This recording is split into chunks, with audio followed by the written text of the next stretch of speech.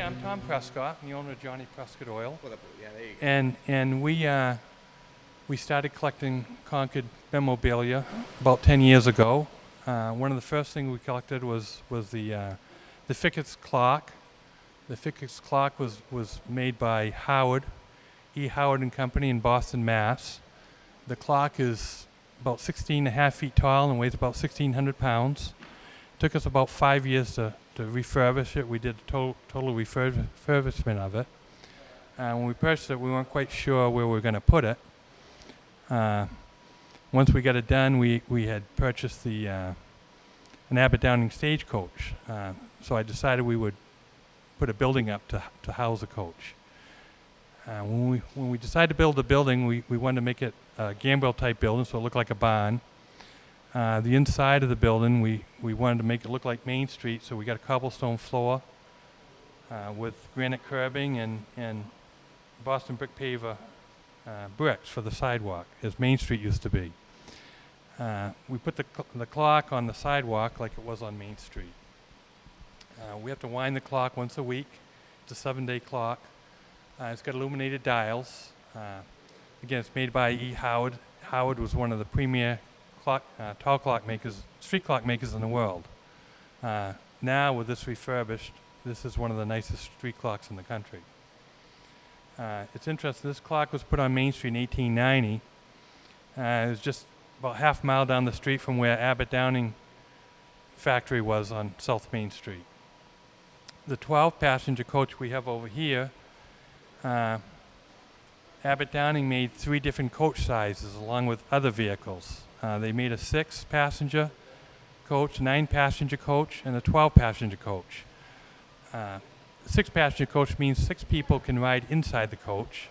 9 passengers, 9 people inside, and this 12-passenger is 12 people who can ride inside. Of this 12-passenger coach, there's only 12 left in the world, 10 in the country, so this is one of the 12 that's left. Again, those 12 people could ride inside. This coach has had up to 26 people on it, with people riding on the top. This particular coach, the 12-passenger coach, because it's so large, and with so many people it can hold, would generally have either 6 or 8 horses pulling it. The most expensive seats were the rear seats facing forward. Second most expensive seats were the front seats facing back. And then in the third most expensive seats were the seats in the center. As you can see, people would sit here and here with their legs facing each other. So it was a tight ride. The least expensive seats were on the top of the coach. To get on the top, you would either start with a stepping stone, and you'd go from here to here to here to there, and then climb up over. We have an original picture of this coach that was taken in 1880. It's on the other side of the building. We'll show you, and that shows both women and men on the top of the coach. The men with the top hats and the women with the bonnets. Abbott Downing was most known for the suspension system, the throw bracing, leather throw bracing. The 12-passenger coach, this coach has about 80 feet of leather on each side. And that's what gives a coach a good ride. They would say it was like a baby rocking in a cradle. Abbott Downing, again, was a premier coach maker in the world. And they were known for the leather throw bracing, and the coaches would hold together over the rough roads. Yeah. We have, along with the coach, we have, the original jack that comes with it, that came with it. A lug wrench, if they hadn't changed the wheel. Along with some other memorabilia. In the barn, we also have a old city map that was on a scroll. It's 1868, and we displayed it. We put a frame and displayed it in a frame so it wouldn't deteriorate, rolling it and unrolling it. Along here, we have a picture of Buffalo Bill Cody. That he's parked outside the Abbott Downing shop on South Main Street. That was 1895, and he had come over here to the Concord Airport, which is right across the street here, to do one of his shows. Around the back here, we have other pictures of various coaches. This is a 6-passenger coach, which was owned by Glen Falls Stage Company, which is the same company as this Glen Falls. This was a 9-passenger coach in this picture, that against that 12. This is coach. Most coaches were numbered. This is coach 491. The number is stamped in the X of this particular coach. Not all coaches have them stamped in the X. Sometimes they're under the seat board, or and some of them weren't even numbered at all. Over here,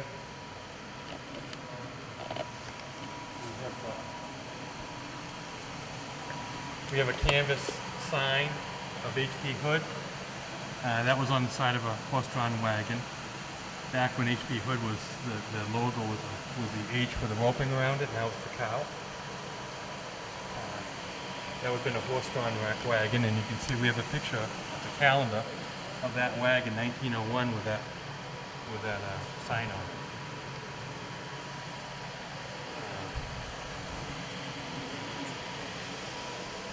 We've got I had a local artist, Tom Devaney, do a sculpture. That's a wire sculpture of this coach. And it looks like it's three-dimensional. That's all wire, all soldered together. We have a player piano here that's built in 1926 that operates. Up here we have a picture that was done by Bergam, who did all the ornamental painting for Abbott Downing. This is a picture of the 30 coaches that was going out west for Wells Fargo. This picture is actually owned by the Abbott Downing Historical Society. There's a picture up there of the coach, and I own that picture. These two pictures originally hung down at the Highway Hotel in Concord, and now they're here. Along with that, we have, with a 12-passenger coach, I have a copy of the original order form when this coach was ordered. When it was ordered, they wanted a picture of it taken when it was leaving the Abbott Downing paint shop, and that's a copy of the picture of this coach that was taken. Here's a picture of the axle. It shows the 491 stamped on the X. We know the history of this coach, right where it's been from day one, which is nice. This vehicle here is a vehicle that was made by Abbott Downing, along with a man named Nyram Kays, who lived on South Street in Concord. Nyram was a blacksmith for Abbott Downing, and Nyram's son delivered the Concord Monitor. And so they made a miniature wagon of one of their vehicles that they made. It's all handmade. It was made in 1906 and 1907. It's got all the original paint. We have pictures of Nyram and his wife and the son George in this picture here. Abbott Downing also made a shovel for George when he was living papers. If he had to shovel his way to a walkway, the wooden shovel that was made by Abbott Downing for George Papers. Along with that, we have a retirement key that Abbott Downing made for Nyram when he retired from Abbott Downing. Along with some other memorabilia, we have the Nyram's union cards, obituaries, some of his bank accounts, things like that. That's a one-of-a-kind vehicle. There's not another one like that. Here we have original photographs of Abbott and both Abbott and Downing. Those also belong to the Abbott Downing Historical Society, but at this time they don't have a good place to display them. This building is environmentally controlled. It's air conditioned in the summer and heated in the winter. And we also control the humidity in here. Over here we have a display case. We made a book when we refurbished the Howard clock. This will always stay with the clock now. It's pictures of the parts and pieces of the clock, and it was all taken together and cleaned up. And so this kind of goes along with the clock. We also have other memorabilia that goes with the Bergams, who did all the ornamental painting for the Abbott Downing shop. A friend of mine, his father, used to flip houses, and he bought a house at the Bergams owned, and they left all this stuff inside. So we have some of the measuring sticks and Bibles and things like that. So it's kind of nice to have as part of Concord's history. This is a stepping stone that originally was on the corner of Franklin and off State Street, and the coach would pull up to the stone for the women to give them a little bit of head start to step up into the coach. You'll see some of these around Concord. Some of them are taller. Those are mounting stones for women to get onto a horse. And a lot of people don't know what they are, but you see them on the roads of Concord, mostly in downtown Concord. We had Tom Devaney, artist in Concord. He recreated Abbott Downing's logo. That was their original logo that they had. Again, down here in the case is some of the fire trucks that some of the volunteer firemen would make when they went on fire calls and give to children at Christmas time.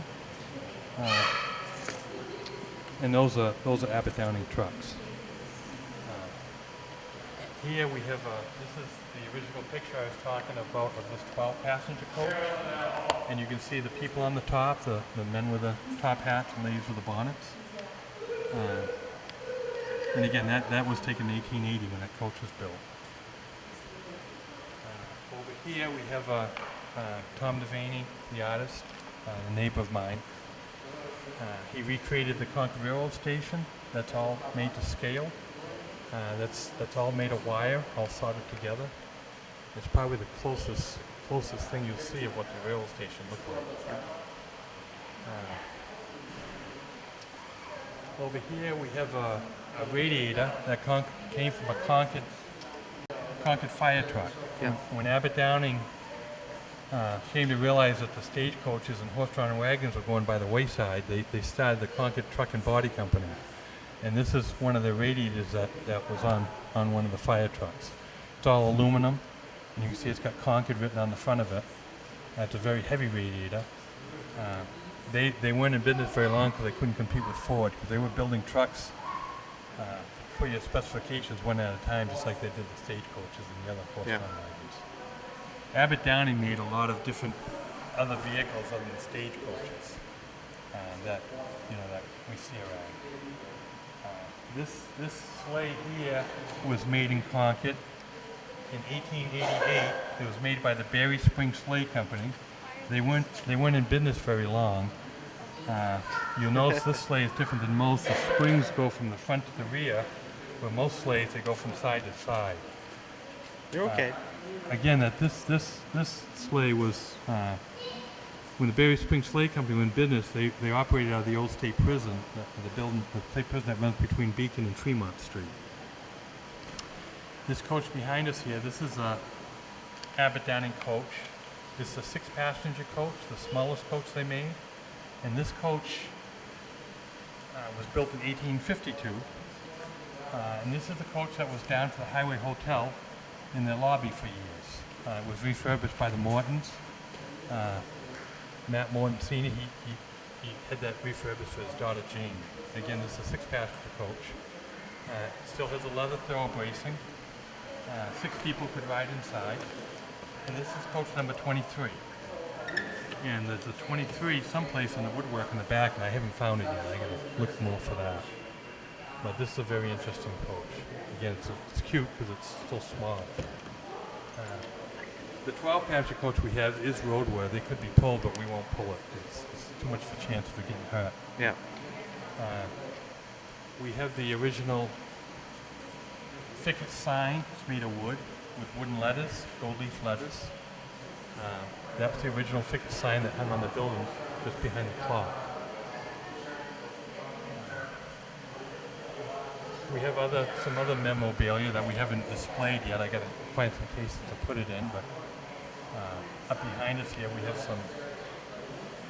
there's a sign that was on a covered bridge just outside of Claremont, $3 fine for cross this bridge faster than a walk. That's an old sign. It's kind of fun. So is that pretty much it? That's pretty much it. So yeah. do you want to quickly just mention to people that weren't here today, do you have open houses and how they can find out about those? Yeah, generally we have an open house each June. We have it on a Saturday. We do it once a year. This past year we had somewhere between 800 and 1,000 people come through. Wow. We do have groups call, whether it be from some nursing homes, we'll bring their residents over. If they call ahead, we'll plan a date. Yeah. Some retired folks that have organizations, they come over and we give tours, and we like to give tours to school kids as well, Great. to try to promote the Abbott Downing and Concord history. Outside Abbott Downing today is the Abbott Downing Historical Society is displaying their 2 coaches as well. Out of curiosity, what got you into collecting? Was there anything specific about the coaches that interested you? Well, I originally started years ago collecting antique clocks, and that's how I happened to be interested in the Fickett's clock. And we've been in Concord here since, for generations, since the mid-1800s, in business in Concord, and I just found a real interest in Concord history. And trying to bring Concord history and Concord artifacts back to Concord. And some of the artifacts that are here, trying to prevent them from leaving Concord. Yeah. So once you do it, you've got to have a place to display it. It's a commitment, right? It's a commitment. You don't want to just have it hidden in the corner of a barn someplace where people can't see it, so we decided to build this building Yeah. so people come in and enjoy it as well. What was the first item that was in your collection? Is it here, or The- the first thing that you added to your collection that you would say that got you into it? Well, the first thing I bought, the first main thing I've been collecting, clocks for years. But then I bought the Fickett's clock, Yeah. and I bought it because I didn't want to leave Concord. It was for sale, and when I bought it, I wasn't sure what I was going to do with it. It took us 5 years to refurbish it, Yeah. and when in the midst of refurbishing it, I came across the 12-passenger stagecoach, Yeah. and I bought that at a whim. And once I bought that, I said I need to put a building up to display this stuff in, and that's where it started.